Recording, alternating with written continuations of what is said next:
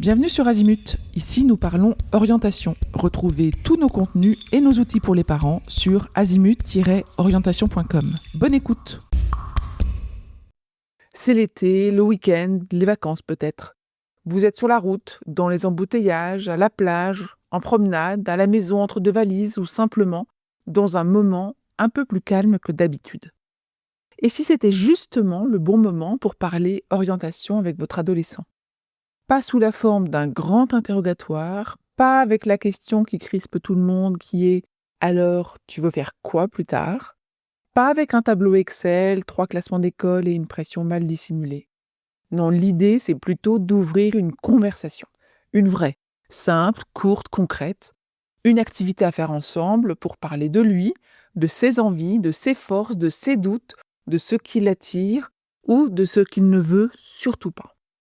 Bref, parler orientation sans le faire fuir, sans le braquer et sans transformer le moment en réunion de crise familiale.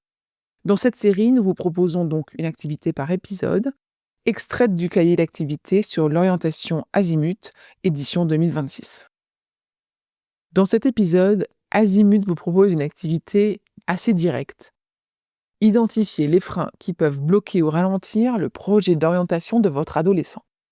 C'est un sujet important, parce que les freins ne sont pas toujours visibles. Parfois, un adolescent se fait des films ou transporte un petit obstacle en montagne. Parfois, il trouve de fausses excuses. Mais parfois aussi, le parent ne mesure pas réellement ce qui bloque. Une peur, une difficulté scolaire, un problème matériel, un manque d'information, une inquiétude financière, une question de distance ou un manque de confiance. Alors, l'objectif de cette activité n'est pas de dramatiser. Il est de mettre les freins sur la table pour pouvoir les regarder et en parler clairement. Concrètement, vous allez proposer à votre ado de lister tout ce qui peut entraver ou empêcher son projet d'orientation. Il peut s'agir de freins matériels, physiques, psychologiques, académiques, financiers, pratiques. S'il bloque devant la page blanche, vous pouvez lui donner quelques exemples.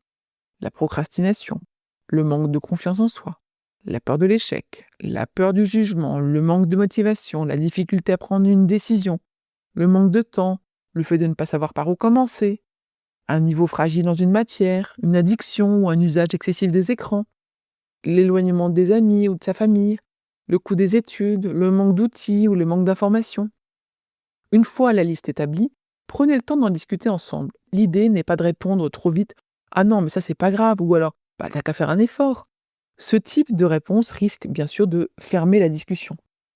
Essayez plutôt de classer les freins. Certains sont bloquants, il faudra les prendre en compte sérieusement, les contourner ou chercher une autre voie. D'autres sont temporaires, ils peuvent être travaillés, allégés, accompagnés ou résolus progressivement. Vous pouvez aussi distinguer les freins réels, les freins supposés et les freins à vérifier.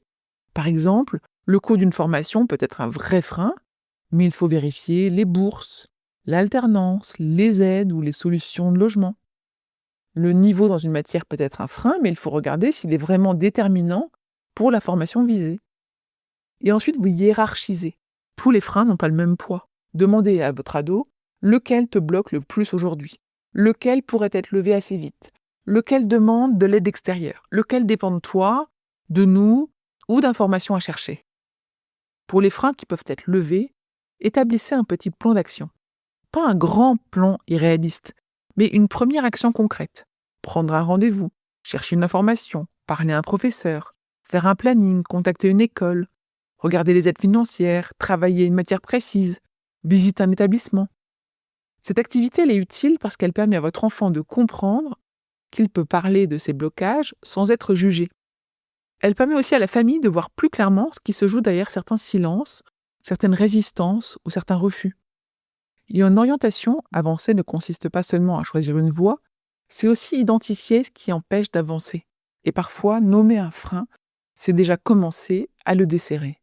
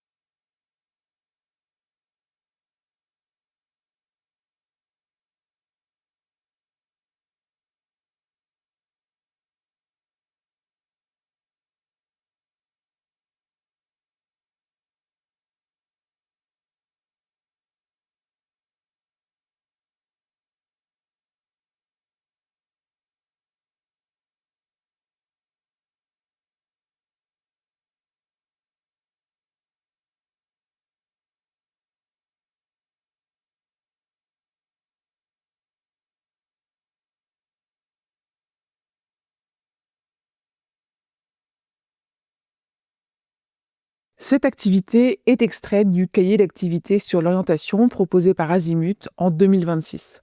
Vous y retrouverez la consigne complète, les supports à imprimer ou à compléter, ainsi que les autres activités à réaliser avec votre adolescent. Le cahier est téléchargeable gratuitement sur le site Azimut Parlons Orientation. Pour aller plus loin dans l'accompagnement de votre enfant, rendez-vous sur azimut-orientation.com. Tous nos contenus y sont classés par thématique et vous pourrez consulter notre calendrier, notre annuaire d'experts et vous inscrire à la newsletter pour ne rien louper. Merci pour votre fidélité. À bientôt.